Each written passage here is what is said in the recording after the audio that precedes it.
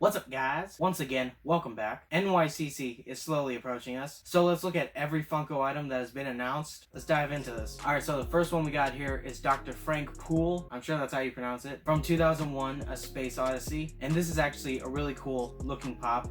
I never watched 2001 A Space Odyssey, but I like how they got the detail for this guy. I like the helmet he's wearing. Next up, we got a couple of ad icons. First, we got Mimic the Monkey in red overalls, and this guy is holding a little Pez of himself, which is kind of cool. And the second one is a blonde Pez girl that is also holding a Pez dispenser. Alright, one of my favorites from the announcements is the cabbage guy from Avatar: The Last Airbender. And if you just look at this pop without any context, it doesn't make sense to you. It just looks like Funko making a guy holding watermelons or something. But this is actually a pretty funny part from Avatar: The Last Airbender. I believe it happens 3 times throughout the whole series. The whole meaning behind this guy is he's like a running gag, kind of like the chicken fights for Family Guy. This guy was a running gag for Avatar. Security!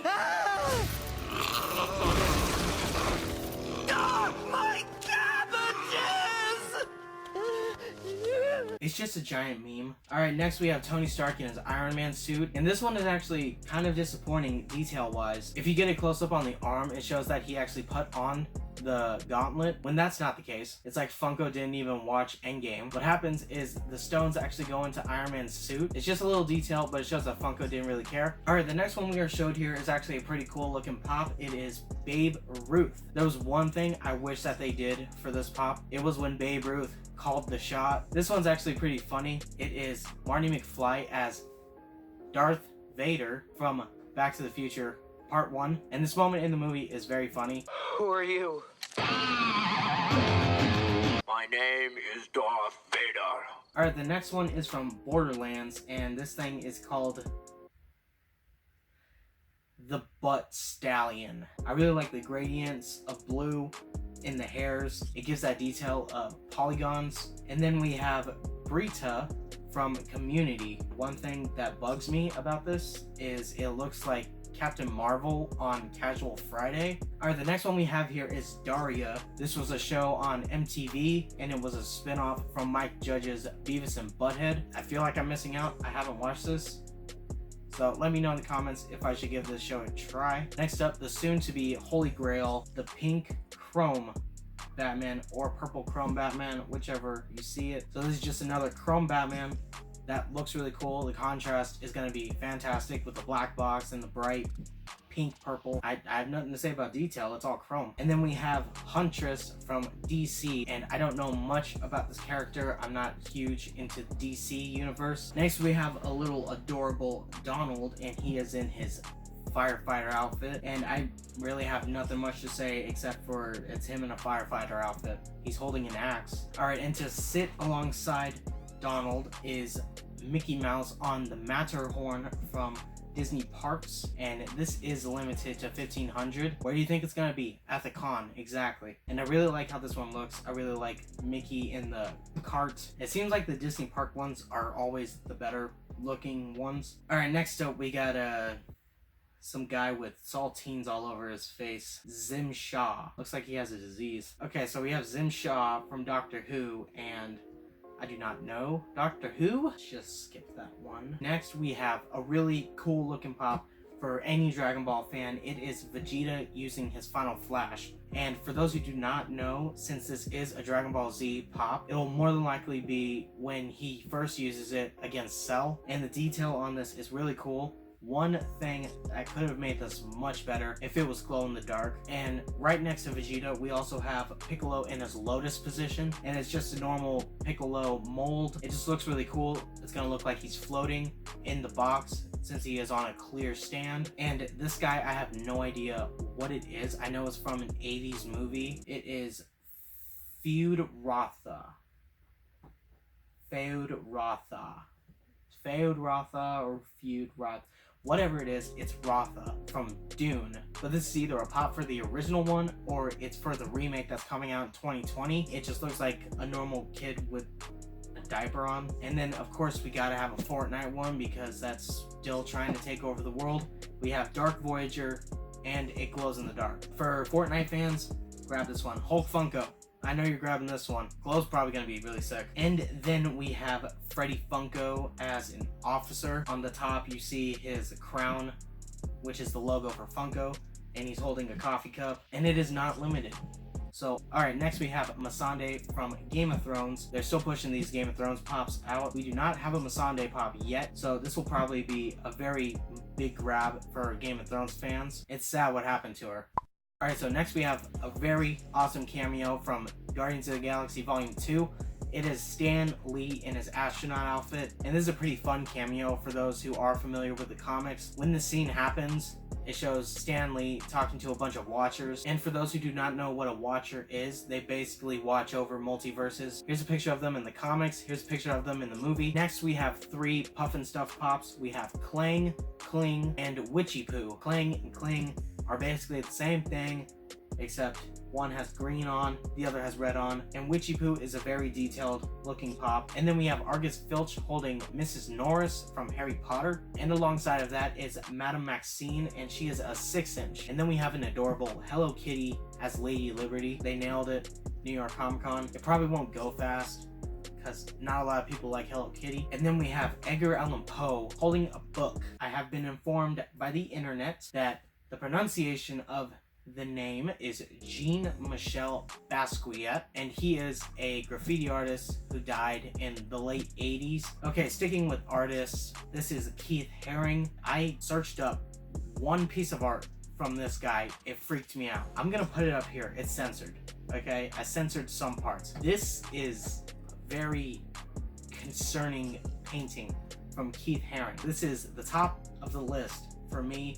It is Blunt Man and Chronic from Jay and Silent Bob. I love the detail of these pops. For those who do not know what Blunt Man and Chronic are, it is actually a comic book series in the fictionalized universe that Kevin Smith has made with Chasing Amy, Mallrats, Dogma, Jay and Silent Bob Strike Back, and soon to be Jay and Silent Bob Reboot. So they're fictional comic book characters, and they were brought to life during Jay and Silent Bob Strike Back when Hollywood was trying to make the movie. The next one we have here is A Killer Clown from Killer Clowns of Outer Space. This is a movie that came out in the 80s. The title is self-explanatory.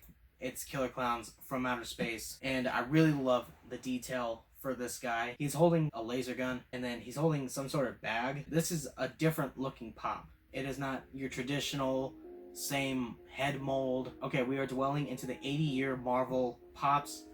First up, we have Captain Marvel, or Marvel, and it is him in his first appearance outfit. Right next to side Marvel is Miss Marvel. It is also her in her first appearance outfit. And the next one that sits alongside them looks pretty cool. It is Nick Fury. They have his eye patch on.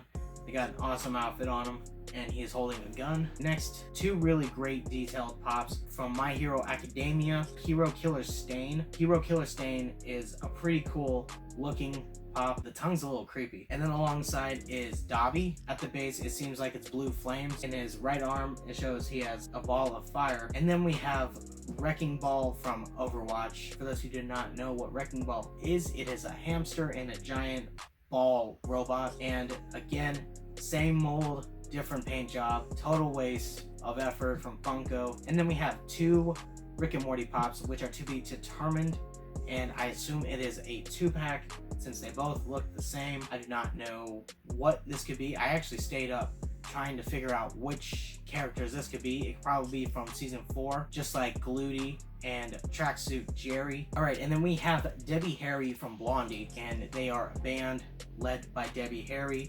They were from the 70s to the 80s. Debbie Harry is the singer of Blondie. Alright, so next we have a very awesome 2-pack. It is a Samurai Jack 2-pack with Aku and Samurai Jack. Detail on these guys are awesome. And this is top of the list, just under Blunt Man and Chronic.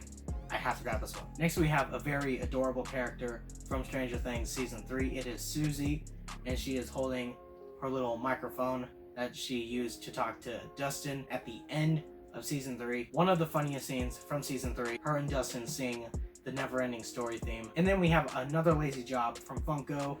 It is the Green Hornet and Kato, but this time it is a 2-pack. They did this same thing in San Diego Comic-Con. This is just Funko taking same molds and trying to change it just a little bit. Next, we got Dwight holding a bobblehead from The Office. It's a basic Dwight mold. The only difference is he's holding a bobblehead, which people are getting a little bit upset with because it's just the same Dwight, or there are too many Dwights. It's Funko milking franchises, and with a franchise like The Office, this line will be 50 plus easy. We already see it with Jim, and we see it with Dwight, and Michael's getting there. They already have multiple molds for them, and we still have not yet dwelled into any of the other characters that were in The Office. Another top tier priority, it is Vampire Mr. Burns, and we have Groundskeeper Willie. Groundskeeper Willie looks the best out of both of these guys. Next we have a creepy pop that kind of gives me nightmares when I looked into it. It is Benson, a ventriloquist dummy. If you did watch Toy Story 4, you know how creepy these guys are. Next up, it is a 2-pack with Kevin and the Up House. I love the look of this. Kevin's hilarious in Up. If you haven't watched Up, go watch it. And then the Up House, I really like the balloons, the colors of it. Alrighty, we have the Baseball Furies. This is a very sick looking pop. Overall, the details for this from the movie, here's what the movie looks like. This is a fantastic looking pop. Alright, to add on to some wacky racers from San Diego Comic-Con, we have Clyde and Professor Pat Pennington. It really looks like the cartoon. I'll have the pops up here, cartoon over here.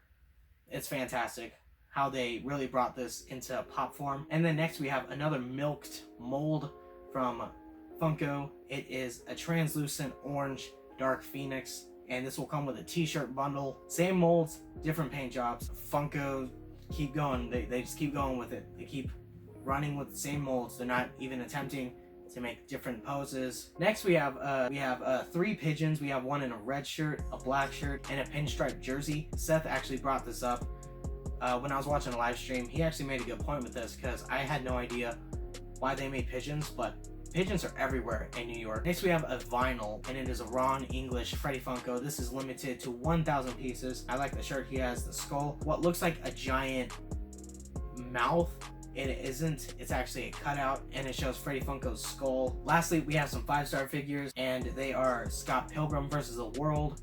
We have Scott, Knives Chow, and Ramona Flowers. We are finally finished with this list of New York City Comic-Con pops, vinyls, 5 stars, everything Funko that was announced for New York City Comic-Con has been listed. Do what you will with that information. The next video relating to this that I will post will have all of the shared retailers. But that is it for today, guys. I hope you enjoyed the video. If you did, hit that like button. Don't forget to subscribe if you are new. Also, comment below what your list looks like. I'll see you guys in the next one.